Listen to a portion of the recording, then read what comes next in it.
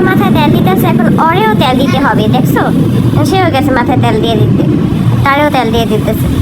মানে আমরা মেকআপ দিই, তারও মেকআপ দিতে হবে, গালটা পাইতে বয়ে থাকে মেকআপ দেওয়ার লেগে। আখির ছেলে নাকি এই ছোট বয়সে অনেক বেশি পাকনা হয়ে গেছে। পাকনা হবেই না কেন? যার বাপ অত বেশি পাকনা এবং চালাক, তার সন্তান তো পাকনা হবেই। ছোট একটা ছেলেকে নিয়ে সোশ্যাল মিডিয়াতে চলছে এমনই মন্তব্য, এমনই আলোচনা। হঠাৎ করে কেন আখির ছোট্ট ছেলে আয়াসকে নিয়ে এমন মন্তব্য বা সমালোচনা শুরু হলো? কি ঘটেছে নতুন করে ঘটনা?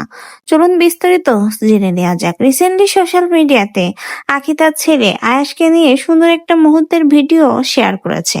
সেখানে দেখা গেছে আখি বা তার ছোট বোন রিয়া যাই করুক না কেন, সেটা করার জন্য খুবই তোড়জোড় শুরু করে দেয় ছোট্ট আয়াস। আখি যদি মাথায় তেল দেয় তাহলে তারও মাথায় তেল দিতে হবে। এমনকি আখিরা যখন মেকআপ করতে বসে তখন সেও নাকি মুখ পেতে বসে থাকে মেকআপ করার জন্য।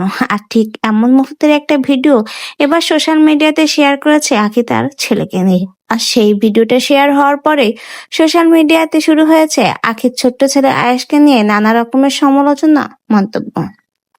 কেউ কেউ বলছে বাচ্চারা এখন অনেক চালাক, ছোট বয়স থেকে অনেক চঞ্চল হয়, এজন্য আখির ছেলেটাও ছোটবেলা থেকে অনেক বেশি চালাক।